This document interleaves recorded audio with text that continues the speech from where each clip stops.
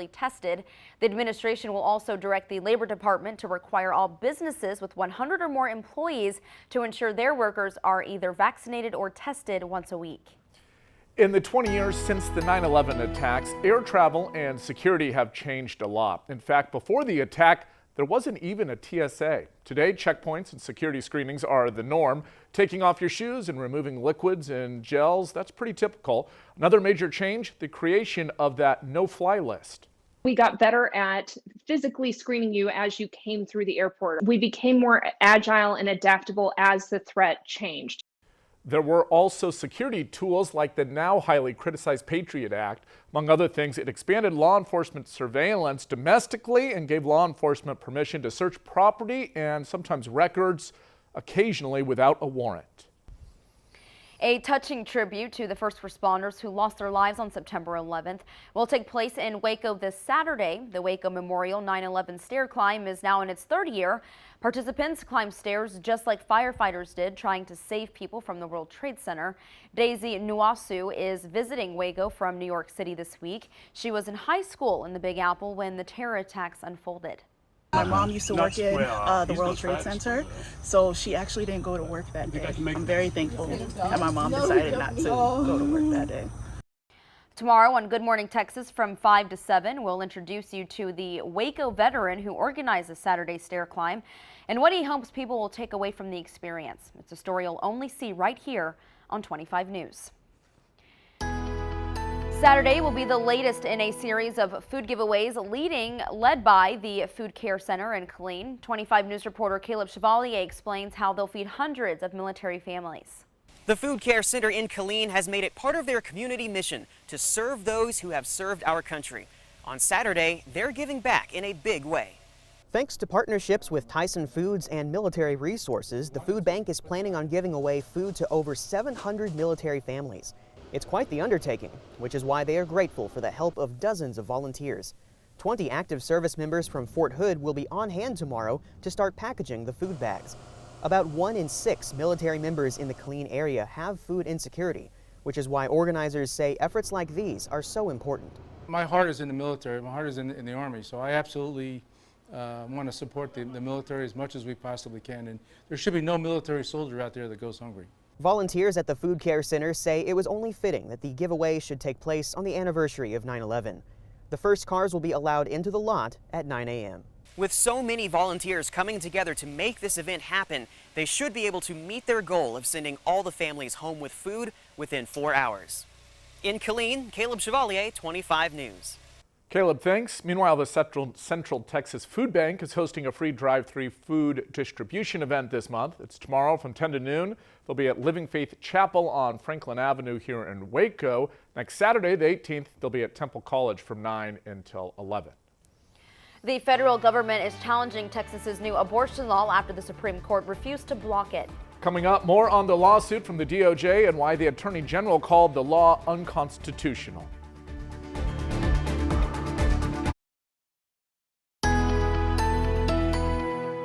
The Justice Department has filed a lawsuit against the state of Texas. You heard it there, the U.S. Attorney General announcing a lawsuit against us over the new abortion law, or rather against the state, a week after the U.S. Supreme Court refused to intervene. The law bans abortion as soon as a fetal heartbeat is detected, which could be as early as 6 weeks. There are no exceptions for rape or incest, none. The suit claims the law is invalid under the Supremacy Clause and also the 14th Amendment. The act is clearly unconstitutional under long-standing Supreme Court precedent. Now, before today's announcement, some legal experts had expressed concerns about just how successful a federal lawsuit would actually be. The suit comes after abortion rights advocates, providers, and some Democratic lawmakers called on the Biden administration to act. And now let's bring in Chief Meteorologist Matt Hines for another look at our weather. And we are looking at a lot of sunshine across our area right now, and that did take temperatures up into the 90s today with those mostly sunny conditions continuing. But look at that dew point, 51. So it feels actually a little bit cooler than it actually is because it's so dry out there, and this is kind of refreshing. Once that sun goes down, it's going to feel really good, folks. Winds out of the east at 6 miles per hour, and get ready for some fall-like conditions as we head into tomorrow. Lots of sunshine out there all across the state of Texas. All that moisture with that weak front that drove through the area last night is down into the Gulf of Mexico. So humidity will be gone for a few days, but it should be back by the end of the weekend on into next week when we may see some scattered shower and thunderstorm potential. There are quite a few thunderstorms loosely organized here across parts of the Caribbean and extending into the Gulf of Mexico. A little area of disturbed weather here will continue off toward the northwest across the Yucatan. Has about a 10-20% chance of becoming a tropical system, but this will start to shove some tropical moisture our way. Exact track, though, still up in the air with this one. As we take you into next week, this is on Monday, showing the bulk of the rain down here across the Texas coastline. Few showers and thunderstorms here, and the latest run of this has really shoved this off toward the east. And this could continue, or it may shift back to the west. The models have been flip-flopping each and every run pretty much of where they want to put the best moisture. So we'll continue to track this for you as we move into next week. I do anticipate at least a few scattered showers and thunderstorms around. The farther east you are, the better chance of rain you will have. But for tonight, things looking almost fall-like out there. Look at this, upper 50s along I-45. That's possible. Lower 60s, Waco, Temple, Killeen, around 61 to 63 degrees. So definitely a pretty nice morning out there. Highs in the 90s as we head to tomorrow, though, so that fall feel not lasting too long during the morning hours, with 90s expected Friday, Saturday into Sunday. Then as we head into next week, mainly about a 30 to 40% chance of a few scattered showers and thunderstorms. Highs upper 80s and lower 90s. Again, we'll continue to track that rain potential, but as of right now, it's on the lower end side.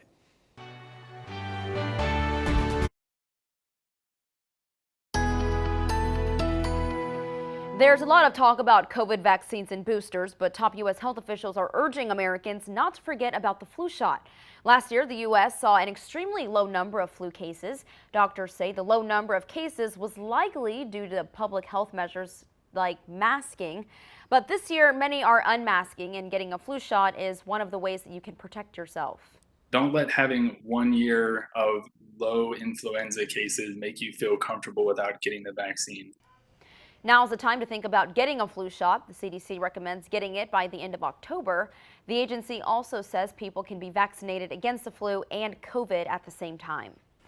More signs tonight. The economy is slowly beginning to recover. New jobless claims are down once again. They've actually hit a new pandemic low. We've got the figures coming up next.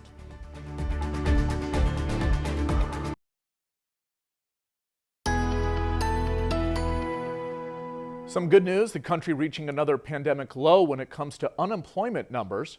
Claims now dropped to 310,000 last week. The previous week, 345,000 people filed for unemployment. The recent unemployment report shows that companies are still holding onto some of their workers. Nearly half of the country's electricity could come from solar power in 15 years if the right changes are made. The Energy Department found that the U.S. would need to quadruple its solar capacity and then increase it each year. This would allow the country to get 40% of its power from solar energy.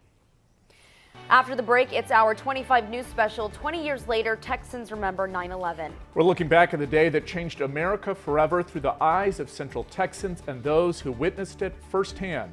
Stick with us.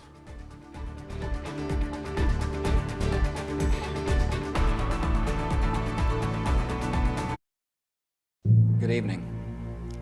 Today, our fellow citizens, our way of life, our very freedom came under attack in a series of deliberate and deadly terrorist acts.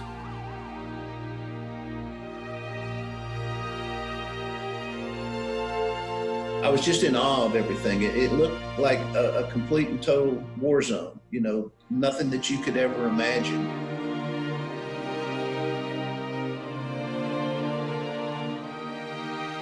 None of us will ever forget this day. Yet we go forward to defend freedom and all that is good and just in our world.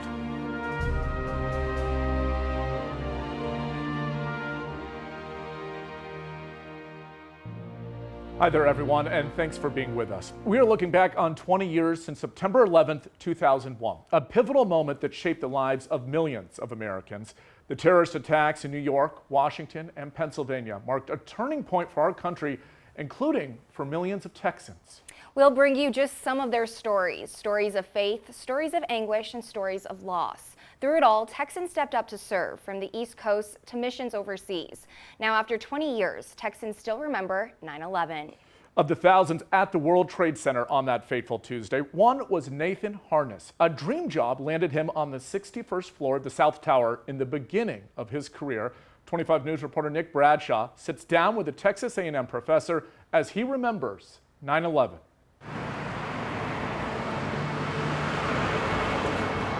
August 6, 2001.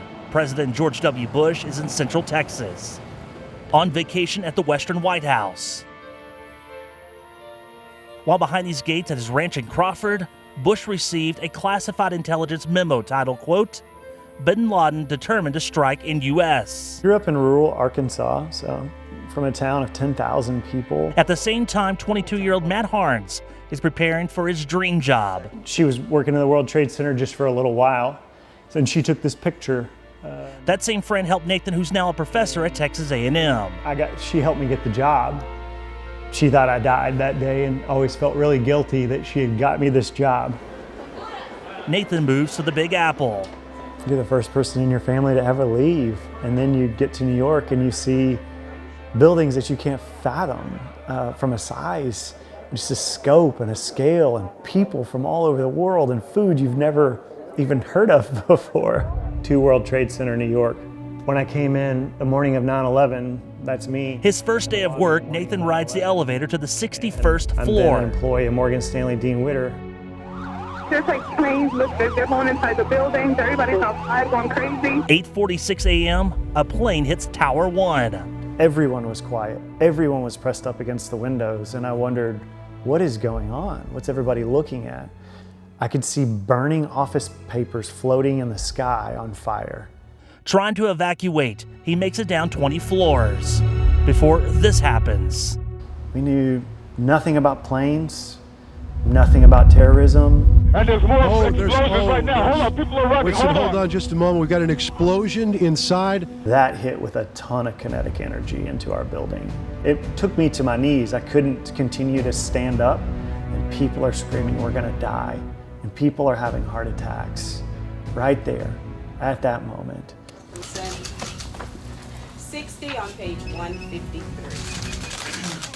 By this point, the rest of the world is glued to the TV coverage.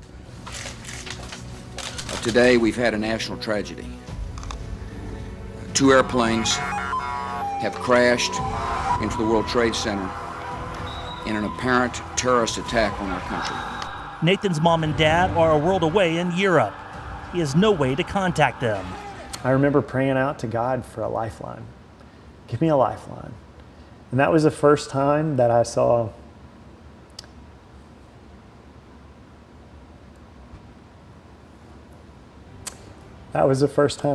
rescue personnel.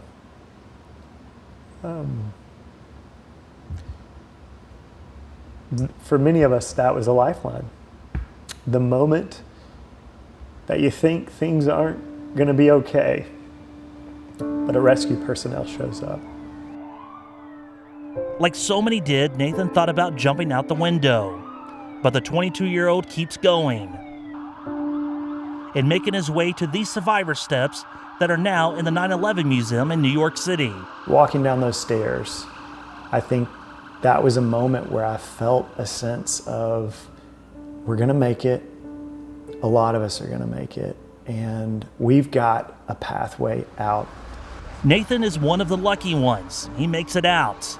Debris still falling. And I look back behind me and I see the tower list to the right. A huge explosion now, raining debris on all of us. We better get out of the way. So I ran because smoke began to come after me, and I couldn't see the building anymore. It was gone. I could see a cloud of smoke. I could see people, but I couldn't see what was my tower. So it's from my dad, and he and my mom were traveling across Europe. He's in Italy, and he's on the plane ride back, and he pins Just a few things to me in memory, and it says that the story of your survival of the World Trade Center is not complete. The effects, or better, the after effects of this trauma will continue to shape your life for many days and years. That guy needs some oxygen if someone can share it with him. 10-4. Thanks. 20 years later, Nathan believes in sharing his story with a younger generation, so they will never forget. Clearly it changed my opportunity to walk out of a building, but it also changed the way that I walked every day since. Nick Bradshaw, 25 News. Thank you, Nick. Shortly after the attacks on the Twin Towers, the heart of our nation's military came under siege. Future Texan Senator Brian Birdwell, then a lieutenant colonel, thought that Tuesday morning was just another day at the office. But 9/11 would change his life and his faith, now 2 decades later. On the morning of September 11th, I was a lieutenant colonel. My command board was going to meet. I was a steady Freddy. I wasn't setting the world on fire. Didn't know if I was going to be chosen for battalion command, but I was at a stage of, I wanted to be that guy that got to full colonel, retires at 30 years, and then gets the RV and drives around the country. The Lord had something else in mind that day. At about 8:50, 8:55, near 9 o'clock, Sandy, one of my two co-workers that were killed that morning, Sandy Taylor, Sandy gets a call from her daughter Sam up in New York. Sandy stands up and says, Sam just said, planes hit the World Trade Center.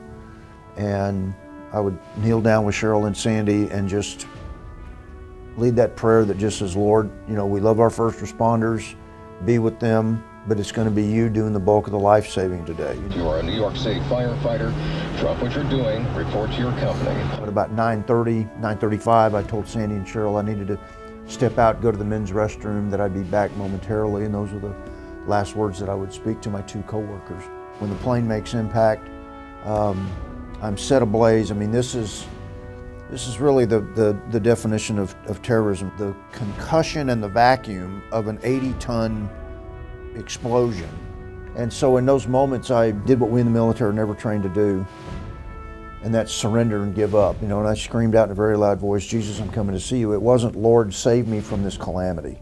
And as I opened my eyes, waiting for that, okay, Lord, why aren't we finishing this?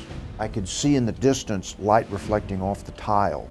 The best way to describe me is there are chunks hanging off of me. My eyes are I can already feel the swelling in my face. As I'm staggering down the hallway, I cover about 25, 30 yards. 4 men come out of the B-ring doors, Bill McKinnon, Roy Wallace, John Davies, and Chuck Knobloch. And they weren't coming to look for me particularly. They were trying to, because the plane had cut their office areas in half. This is not a place to tarry and wait for medical care to get to me. Fires burning at the crash site, smoke's filling up, and in that first exertion to pick me up, they pull chunks off of me, and I begin screaming at them to leave me alone. And because I know in my heart I'm telling them to leave me there to die.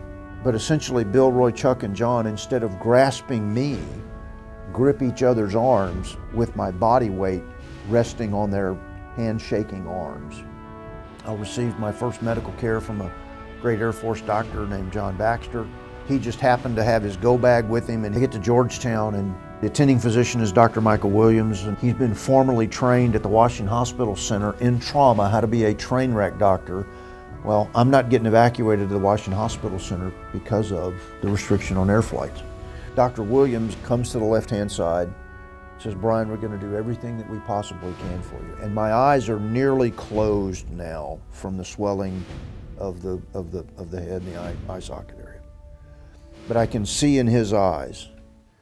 I mean, there's just the gravity of knowing that, that my death is either imminent, or whatever it is I'm about to walk into is going to be the hardest thing I've ever been asked to do. In a burn unit ICU, the angel of death is standing in the corner. But when I get out of ICU and I'm a 6-foot infant with a wreck of a body, what I miss of those very difficult days in ICU and in step-down care, the numbers of things that because of the damage done to my body and everything being a prayer, for, Lord, give me the ability to do this. Was I as much a believer before September 11th as I am now? Yes, sir.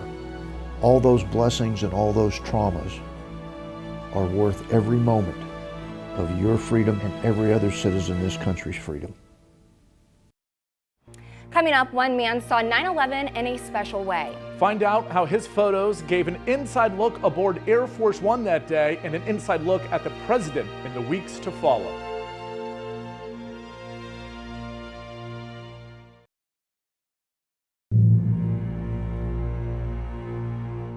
September 11th drastically changed the course of the country and of the Bush presidency. Perhaps no man witnessed more of the decisions and key moments with the president than Eric Draper. Now, his name might not ring a bell, but there's no question you'll recognize his work. Take photos for a living, especially of the commander-in-chief, and you get a front row seat to history. We got very serious. You can tell he was respectful of the children that he was reading to. But you can tell something was wrong. For Eric Draper, the chief photographer to President George W. Bush, no moment proved more defining than 9/11. Really focused on the president's reaction to what was happening. And, I made a picture of him walking by that television with the live pictures of the burning towers. He picked up a notepad and he started writing his first thoughts to make his first statement. From the instant the president was notified of the first plane striking the Twin Towers to those pivotal first public remarks. 2 airplanes have crashed into the World Trade Center. To rushing off to Air Force One, Draper documented it frame by frame. I remember arriving at the airplane, the engines were on already on Air Force One, and typically they're not on until the president boards. And I remember standing next to the president where there's a huddle around him, the Secret Service, Andy Card, the military aide, all telling him that it was not safe to return to Washington. I remember how angry he was, and I remember he turned and looked at me, and it felt like he was looking through me. I was so close to the action. It was very, very surreal, very intense. In the hours and days that followed, Draper would capture some of the most iconic images now associated with that tragedy. You can feel the emotion while we're there. I mean, we walk in there and you can still feel the heat from the rubble as we toured the disaster zone. And the firefighters, they're still angry. They were hugging him, they were crying. They really wanted him to do something. And that's when he stood on the rubble and with the bullhorn. I can hear you, the rest of the world hears you, and the people who knock these buildings down will hear all of us soon. A former AP photographer, Eric would spend all 8 years of the Bush White House snapping photos, taking nearly 1 million in total, no matter where the president went. Mountain biking or cutting cedar that would grow like weeds on the ranch, and he would recruit staff like myself to help him. And it was a great way to burn off steam. In fact, it's at the Bush family ranch here in central Texas where Draper says he caught his favorite image, the president driving his pickup only weeks before everything shifted. But just that moment, a month before 9/11, when I always see that photo, I see a sense of innocence before the world changed.